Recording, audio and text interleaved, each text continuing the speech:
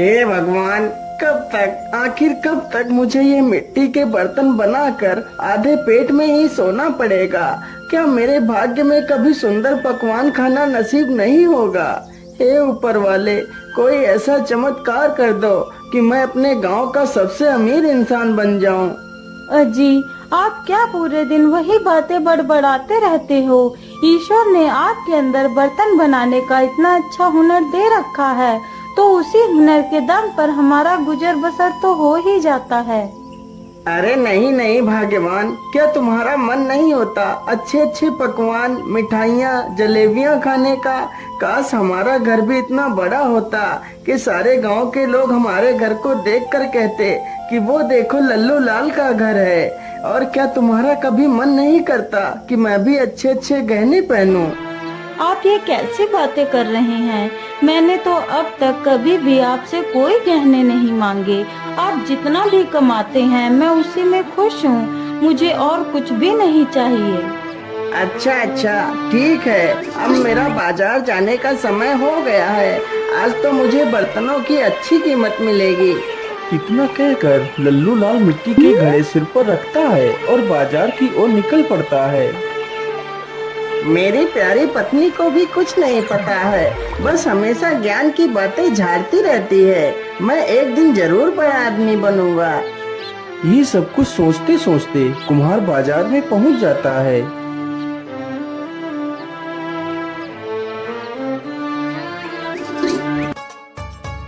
आइए आइए भैया, बर्तन ले जाइए। देखिए कितने अच्छे बर्तन हैं। अरे भैया, यह बड़ा वाला मटका कितने रुपए का दे रहे हो? भैया जी, यह मटका सिर्फ 20 रुपए का ही है। क्या 20 रुपए? अरे नहीं नहीं भैया, 20 रुपए तो बहुत ज्यादा है। 20 रुपए में तो पूरे 4 घड़े आ जाएंगे। हाँ हाँ, तो जाइए यहाँ से और 4 घड़े ही खरीद लो जाकर। लल्लू लाल के पास कई सारे लोग घड़ा खरीदने के लिए आते हैं, लेकिन कोई भी व्यक्ति 5 रुपए से अधिक घड़े की कीमत नहीं दे रहा था। क्या करूं, इस घड़े को तो कोई भी आदमी 20 रुपए का लेने के लिए तैयार ही नहीं हो रहा है। क्या आज फिर मुझे ये सारे घड़े 5-5 रुपए में ही बेचने पड़ेंगे? अरे भाई, यह बर्तन कितने पैसे में दे रहे हो? भैया, बड़ा वाला घड़ा 20 रुपए का है और बाकी के घड़े 10-10 रुपए में दे दूंगा।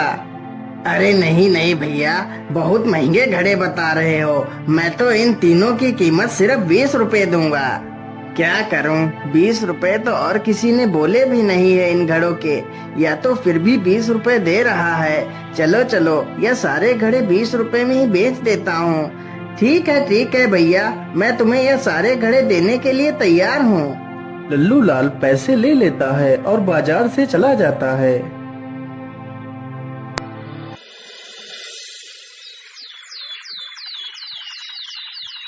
लल्लू लाल नदी के किनारे बैठकर बड़ा आदमी बनने के सपने देख रहा था।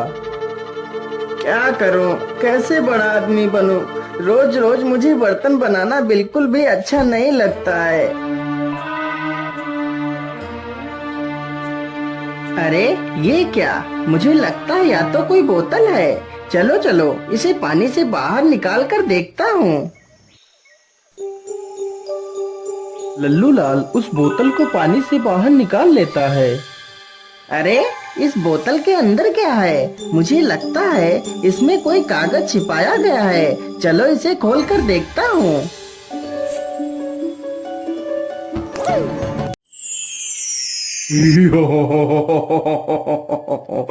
हुकुम मेरे आका, मैं तुम्हारा गुलाम हूँ। मुझे मत मारो, मैंने तुम्हारा कुछ नहीं बिगाड़ा। नहीं मेरे आका, मैं तुम्हारा गुलाम हूँ, मैं तुम्हें नहीं मार सकता। क्या क्या क्या गुलाम? तुम मेरे गुलाम हो?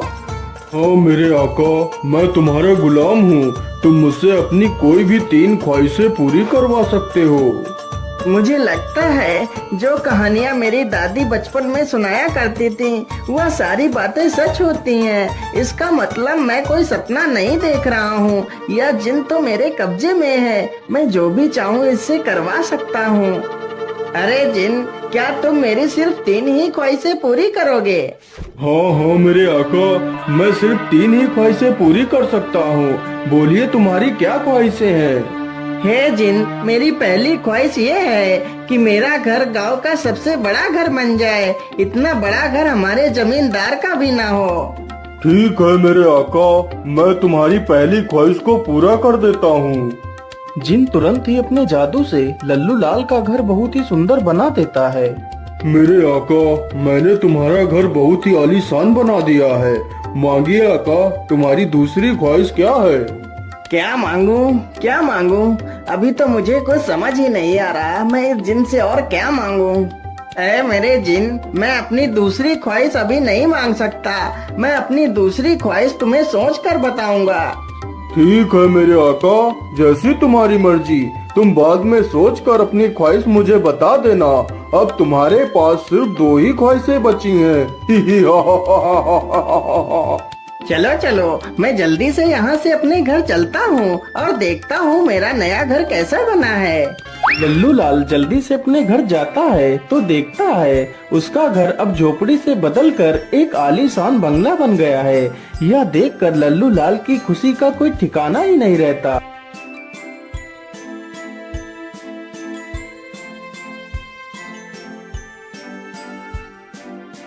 देखा भाग्यवान, कैसे मैंने रातों रात इतना बड़ा बंगला बना दिया। लेकिन जी, आपने रातों रात इतना बड़ा बंगला कैसे बना लिया? मैं तो कुछ समझ ही नहीं पाई, यह सब कैसे हो गया? अरे भाग्यवान, यह सारा कमाल तो उस जिन का है जो मुझे मिला है। क्या? जिन? कैसा जिन? अरे भाग्यवान, आज सुबह जब मैं नदी के किनारे बैठा था तो मैंने देखा। इस प्रकार लल्लू लाल पूरी कहानी अपनी पत्नी को सुनाता है। अजी, इस प्रकार कमाया हुआ धन कभी भी लाभ नहीं देता। ऐसे धन को प्राप्त कर हमें किसी मुसीबत का सामना न करना पड़े। अरे भाग्यवान, तुम तो बेकार में ही इतनी चिंता कर रही हो, हमें कुछ नहीं होगा। लेकिन स्वामी, हमने इतना बड़ा घर बना तो लिया है, लेकिन हमारे पास तो एक भी पैसा नहीं है। हम घर कैसे चलाएंगे? हाँ हाँ भाग्यवान, यह तो मैंने सोचा ही नहीं। काश ऐसा होता कि मैं जिस चीज को हाथ लगाता वह सोने की ही बन जाती तो कितना अच्छा होता। हमारे पास सोना ही सोना होता। अरे हाँ, क्यों ना मैं यही ख्वाहिश जिनसे पूरी करवा लेता हूँ। इतना सोचकर वह तुरंत ही जिन के पास जाता है। बोलो मेरे आका, तुम्हारी दूसरी ख्वाहिश क्या है? मेरे गुलाम, मेरी दूसरी ख्वाहिश यही है कि मैं जिस वस्तु को हाथ लगाऊं वह तुरंत सोने की बन जाए। जो हुक्म मेरे आका, ऐसा ही होगा। जिन तुरंत ही अपने जादू से लल्लू लाल को यह वरदान दे देता है। मेरे आका, अब तुम जिस वस्तु को भी हाथ लगाओगे वह तुरंत सोने की हो जाएगी। मेरे आका, अब तुम्हारी बस एक ही ख्वाहिश बची है, तुम जल्दी से उसे भी पूरा करवा लो। नहीं नहीं मेरे गुलाम, मैं अपनी आखिरी ख्वाहिश बाद में मांगूंगा। इतना कहकर लल्लू लाल वहाँ से चल पड़ता है। अरे ये क्या, यह मछली तो पानी के बाहर आ गई है। बेचारी पानी के बिना तो कितना तड़प रही है। चलो चलो, जल्दी से इसे पानी में छोड़ देता हूँ। लल्लू लाल जैसे ही उस मछली को हाथ लगाता है वह मछली तुरंत सोने की बन जाती है। अरे राम राम राम, ये क्या हुआ? यह मछली तो सोने की बन गई। मैं तो भूल ही गया था कि मैं जिस वस्तु को भी हाथ लगाऊंगा वह सोने की हो जाएगी। लल्लू लाल यह सब देखकर बड़ा दुखी हो जाता है और मछली को नदी के बाहर ही डाल देता है और वहाँ से चला जाता है। लल्लू लाल घर पहुंचकर जैसे ही दरवाजे को खटखटाता है तो दरवाजा भी सोने का बन जाता है। अरे भाग्यवान, आज तो मैं बहुत थक गया हूँ। मुझे जल्दी से कुछ खाना दे दीजिए, मुझे बहुत जोर की भूख लगी है। ठीक है जी, आप यहीं बैठिए, मैं भी खाना लाती हूँ।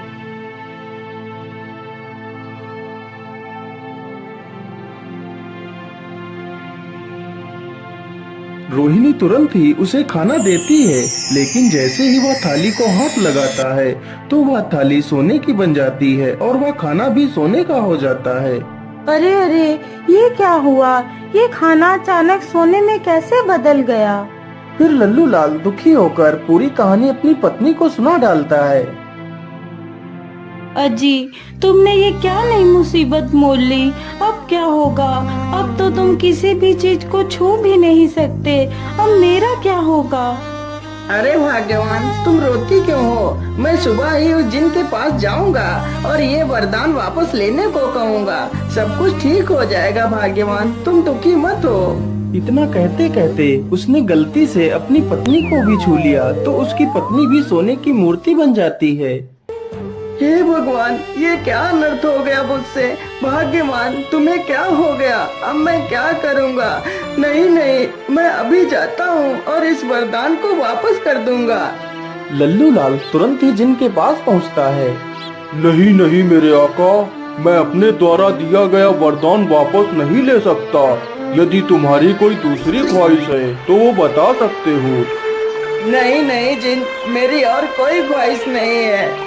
इतना सुनते ही जिन वहाँ से गायब हो जाता है और लल्लू लाल वहीं पर बैठकर रोने लगता है। तभी उसकी नजर उस बोतल पर पड़ती है जिसमें वह जिन रहता था।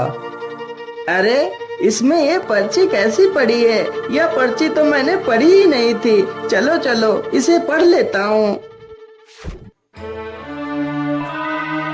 यह जिन एक दुष्ट जिन है। यह व्यक्ति की 3 ख्वाहिशें पूरी कर सकता है, लेकिन जैसे ही यह जिन आखिरी ख्वाहिश पूरी करेगा तो ख्वाहिश मांगने वाला इंसान इसी बोतल में कैद हो जाएगा और यह जिन हमेशा के लिए आजाद हो जाएगा। हे भगवान, अब मैं क्या करूँगा? यदि मैं इससे तीसरी ख्वाहिश मांगूंगा तो मैं इसी बोतल में कैद हो जाऊंगा। अरे नहीं नहीं, अब मैं क्या करूँ? किससे मदद मांगू? लल्लू लाल निराश होकर वहाँ से चला जाता है और एक पेड़ के नीचे बैठकर रोने लगता है। अब मैं अकेला क्या करूँगा भाग्यवान? काश मैंने तुम्हारी बात मानी होती और लालच ना किया होता तो आज तुम सुरक्षित होती। क्या बात है बेटा, तुम क्यों रो रहे हो? तुम्हें क्या कष्ट है? बाबा, मेरा नाम लल्लू लाल है। फिर लल्लू लाल अपनी पूरी कहानी उस साधु को सुनाता है। अब आप ही बताइए बाबा, मैं क्या करूं? क्या मेरी पत्नी कभी ठीक नहीं हो पाएगी? नहीं नहीं पुत्र, तुम्हारी पत्नी को ठीक करने का सिर्फ एक ही उपाय है। तो जल्दी से बताइए ना बाबा, मैं अपनी पत्नी को कैसे ठीक कर सकता हूँ? पुत्र, उसके लिए तुम्हें अमर कुंड का जल लाकर अपनी पत्नी पर छिड़कना होगा, तो तुम्हारी पत्नी पुनः पहले जैसी हो जाएगी और तुम्हारा यह वरदान भी नष्ट हो जाएगा। लेकिन बाबा, यह अमर कुंड कहाँ है? बेटा, यह अमर कुंड कौतूहल की पहाड़ियों में स्थित है। लेकिन बेटा, सावधानी से जाना, वहाँ पर एक मायावी राक्षस भी रहता है जो तुम्हें देखकर नुकसान भी पहुँचा सकता है। साधु की यह बात सुनकर लल्लू लाल तुरंत अपने घर की ओर निकल पड़ता है।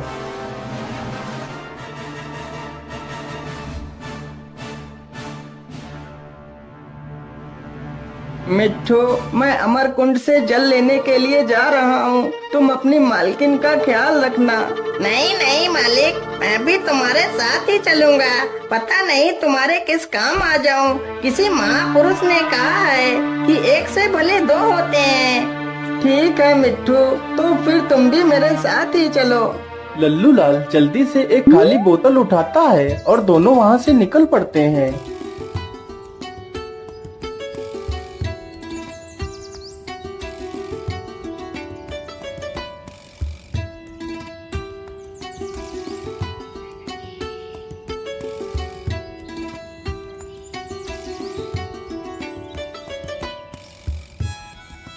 मालिक, मुझे लगता है वह अमर कुंड इस गुफा के अंदर ही होगा।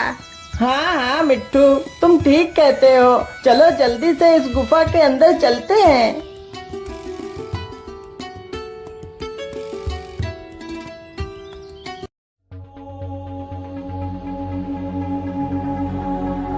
मालिक, उधर देखिए, वो रहा अमर कुंड। चलो चलो जल्दी से पानी भर लेते हैं।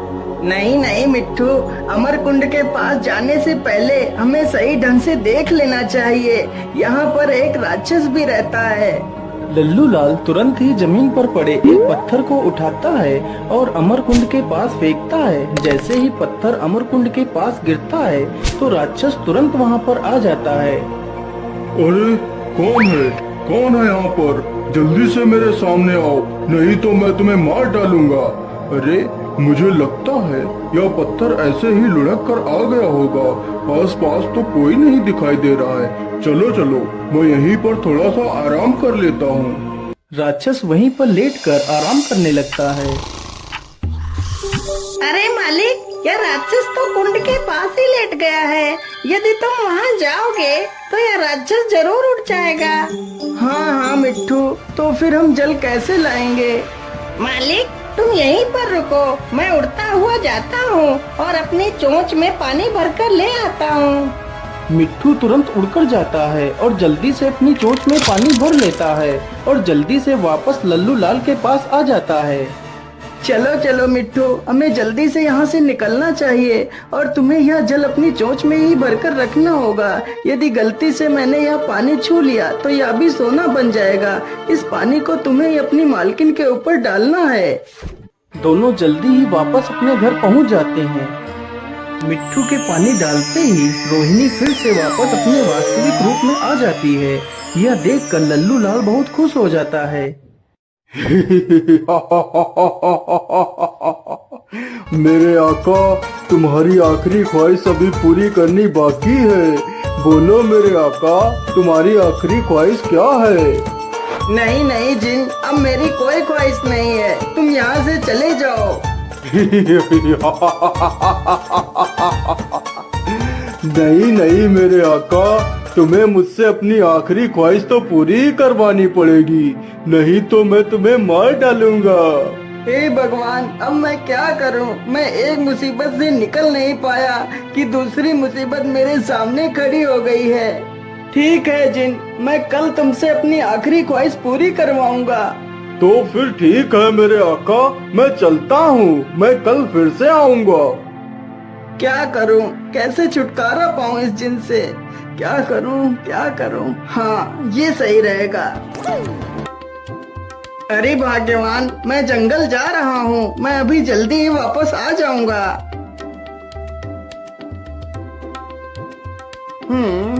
मेरे हिसाब से यही बांस ठीक रहेगा। चलो इसे ही जल्दी से काट लेता हूँ।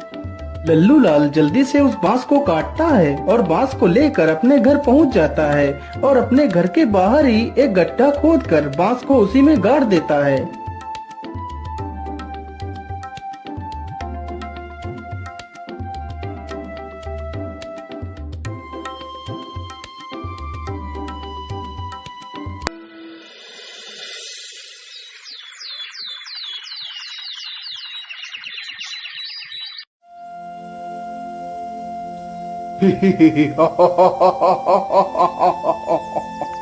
बोलिए मेरे आका, तुम्हारी आखिरी ख्वाहिश क्या है?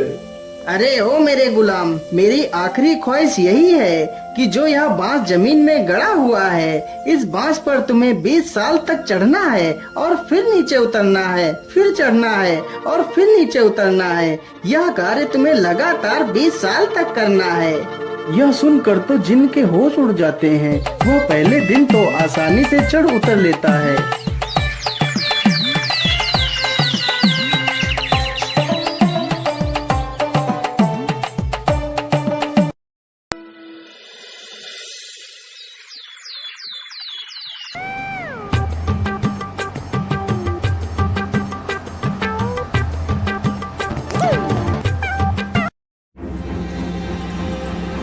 अरे बाप रे बाप, मेरी तो चढ़ते उतरते कमर ही टूट गई।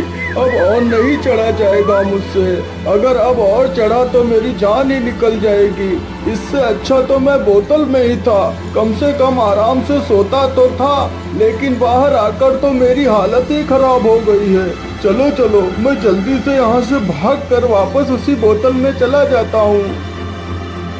जिन तुरंत ही वहाँ से भाग खड़ा होता है। यह देखकर लल्लू लाल और उसकी पत्नी दोनों खुश हो जाते